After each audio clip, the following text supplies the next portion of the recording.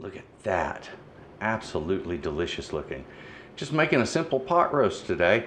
Didn't feel up to doing a whole lot, so I wanted easy. And for me, that's easy. I'll show you how to be easy with it too. Well, hello, welcome back to my kitchen. Hey, I'm sorry I've been out for so long. I had to deal with some personal business. My mom passed, so I had to take care of that and take care of the time it takes to get past that. So that's what was going on. If you would, please forgive me there. And let's get started. Today I'm going to be making a pot roast. I was getting ready to cook our Sunday meal, and I thought, what the heck, I'm just going to put this on video. So I set up the camera real quick, so there's no prep or anything on this. Thought I'd let you know in advance, so if you see something out of order, that's what it is. Anyway, I've got a rump roast here, and I'm going to take this guy and we're going to turn it into a nice, beautiful, well-cooked roast. It's going to be a braised roast. And I want to do this really similar to the way a beef bourguignon is done, but I'm not using the same ingredients because I don't have any red wine. I don't have any pearl onions, all right? I don't have any new potatoes. So guess what? We're going to do it a different way. Sometimes you just take what you got and work with it. And we have some great flavors. So I got a great rump roast, some garlic, tomato paste, thyme, some black pepper and salt, and a bit of wine. And we're gonna take that, we're gonna turn it into a fantastic dish. It's really easy. Come on over, let's get started, come on. Oh yeah. So what I have, like I said, is a round roast. Now normally I might do this with chuck. However, didn't have any chuck on sale. This was what was on sale, so this is what I'm using. So what I want to do is I want to cut this thing into some chunks. Now you might be thinking, if it's a roast, why are you cutting it up? Well, when you're doing like a beef bourguignon, which is what I'm patterning this after, you would normally cut about fist-sized chunks of beef and then cook those up in a pot, pan-searing them. So that's what we're going to start with right here. I need some good searing going on because that just develops a whole lot of flavor. And if you notice, I'm moving some of the thicker layer of fat, but I'm not going to take it all off. Some of this fat is very useful. This meat was slightly aged, which is what you see here. You see a nice little brown band going on here. And this is a little bit of aging going on. It's good flavored beef. I'm really looking forward to it myself. It doesn't have any distinct aroma to it, you know, that aging hasn't really affected it much. Now, depending on the size of pieces that you want, I could do 4 pieces with this or 6. And I'm thinking, you know, a little bit smaller than a fist-sized piece, so you're looking at 4 pieces there. All right, so let me just quarter this. Right there, okay. And that's really nice chunks of meat for this dish. And exactly how I'm going to do these. As you see, the early prep on that beef, just not a lot of work, is there, folks?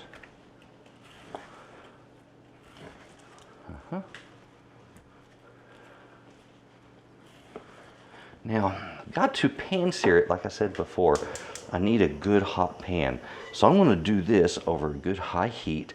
And in fact, what I'm going to do is I'm going to use my center burner because it's more concentrated, and it's actually a pot boiler. It's very effective for doing this, so I'll use that. Now I've got my pot heating up here. Now this is real important. Get this preheating done.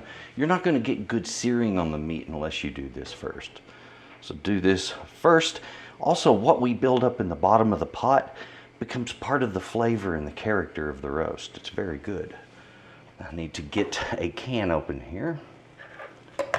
I won't use this entire can. I'll use a part of it. The tomato paste acts as a nice thickener. You get a good acidic spike from it. There's great flavor there. So I like to use that the same way the French like to use it. Okay, let's take a look. I think my pot should be hot enough now. Oh yeah, see here folks, we have those beads of water just kind of floating around in there. And the way they skate around, that means that pot is definitely hot enough. All right. Now make sure that when you use water to test your pot, that there's nothing left in there in the way of water to drip down. If it does, and you've got oil in there, it could cause you a bit of a problem, all right? And that won't be a very happy moment for you. So go ahead, make sure.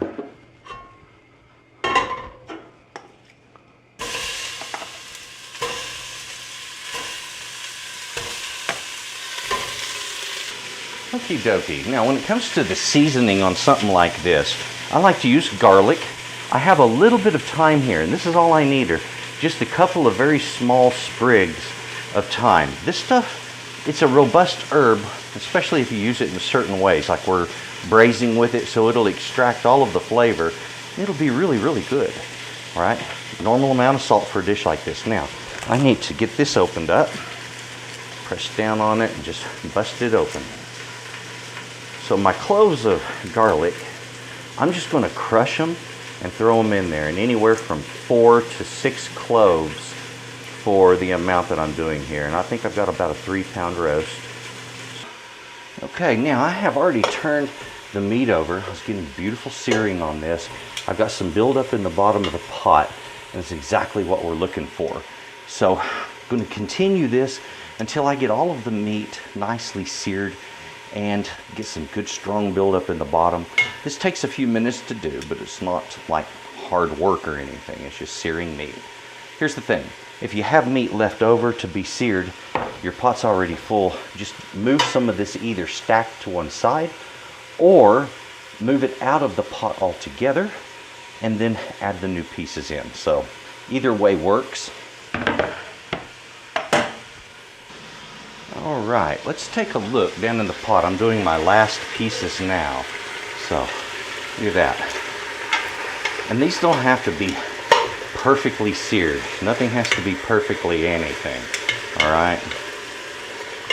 Just get it browned. And get that buildup on the bottom like we got going on. Oh, this is gonna be some flavor right here, let me tell you. That's beautiful, isn't it? So in a moment, what I want to do is put my meat over to one side. I'm going to add in the tomato paste and wine and get them kind of mixed together. And I want to throw in my garlic, the thyme, salt and pepper, and then we cover it and put it in an oven at 300 degrees. So it just sits in there until it's ready, all right? And generally that can take 2 hours, but it could take as long as 4 hours. You know, it just depends on the cut of meat and what it feels like doing for you that day, okay? And there's a lot of variables there. Altitude, barometric pressure, all come to play on this one. It's just a slow cook, folks, and that's the way you need to see it. Okay, I have my garlic, everything ready to go here. What I need to do is just make some room down here in the pot so that I can actually work, all right?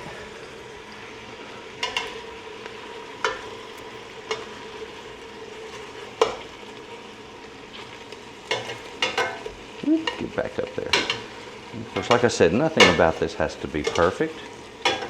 Right now I'm just trying to get a little open space on the bottom so that I have an area to put what I'm going to do. Now I need to get, like I said, some wine in here. I need to get some tomato paste in that, and I think it would be best to do it in something of that order.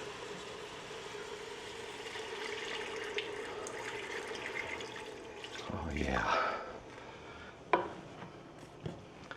the thing of it is, I don't need all of this tomato paste. This is a total of 6 ounces. I only need about 3 to 4 ounces of tomato paste. So that right there should be more than enough to get me what I need. Now, I'm just gonna work some liquid into it.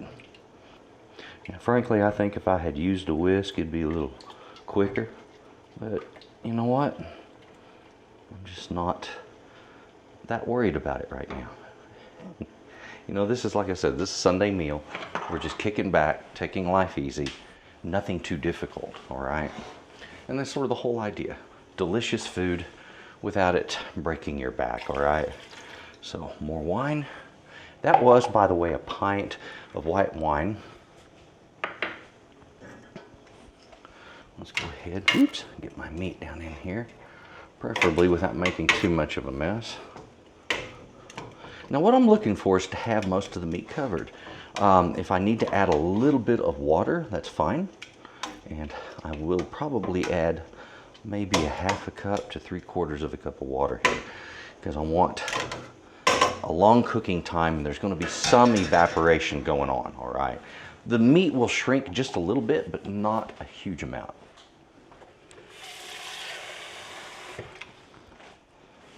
Okay, 3/4 of a cup. I'm going to hit it with about a teaspoon of salt. Remember that thyme I mentioned? Right in there. And then we got our cloves of garlic, so all I'm doing here is crushing them. All right, just that simple. And I don't suggest you do any work beyond that when it comes to this, because when it's in the oven that long, the garlic it totally breaks down. It falls apart. The flavors get completely dispersed, and it becomes a fantastic dish. The whole idea, we're making a stew here. Even though that's, you know, beef bourguignon, it was the original idea. I've changed it a lot, but it's still just the same basic kind of stew. That looks good, doesn't it? So you know what happens here? This hits the oven next. All right.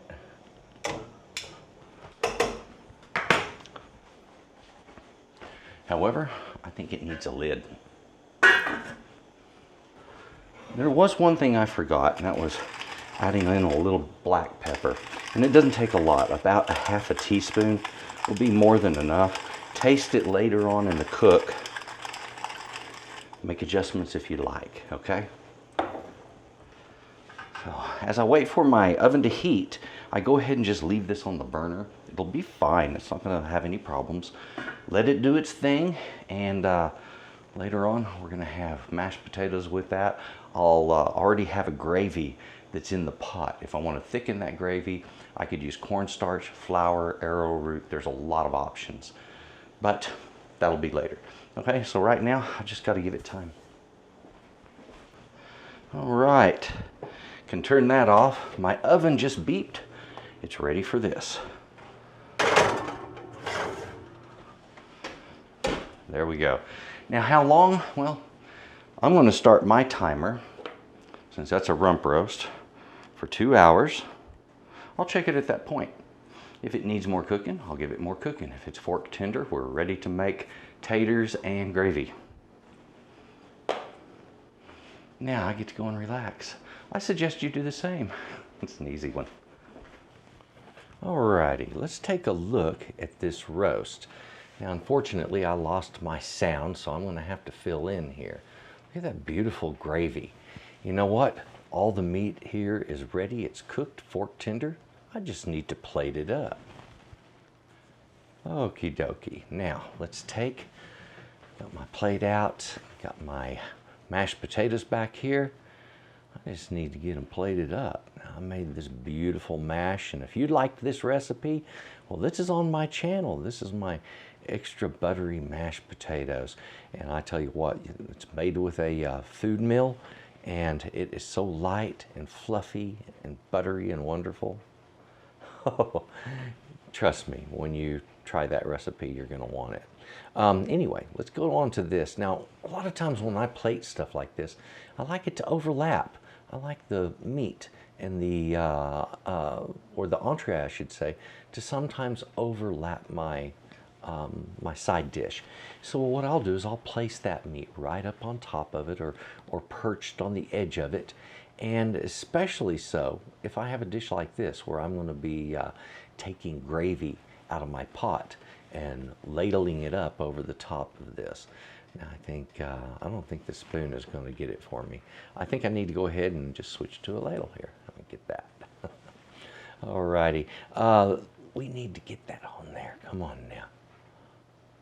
This natural gravy that's down in here is rich, it's full-bodied.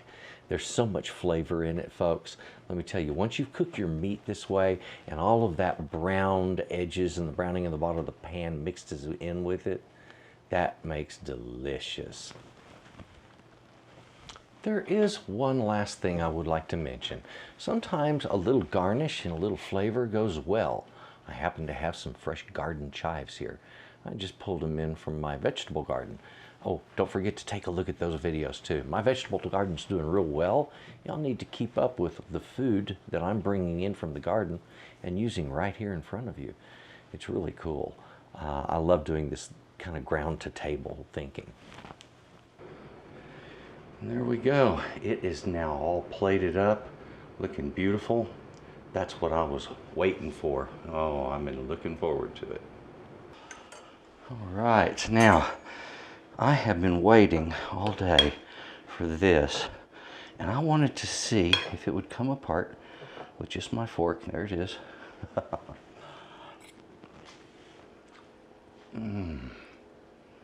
Oh, folks, you know I talk about easy meals. This is one of them. It's too easy to be believed. You saw the work that went into it, and it was practically nothing. All right, give it a try. Do this the next time you see those roasts on sale, or you see a 2 roasts for the price of 1, or get one, buy one, get one free. Buy them. You got a good deal on your beef. Take advantage of it. Make something delicious. And that's delicious. Do me a favor also and take a look at my channel. Lots of recipes there. You're going to find that wonderful mashed potatoes there and a lot of other wonderful good stuff. And if you would, please subscribe. Click the like button if you enjoyed this. Check out my website. That's where my recipes are and other stuff. So take a look at that. Links are in the description box. And folks, enjoy. Please enjoy that roast. Oh yeah.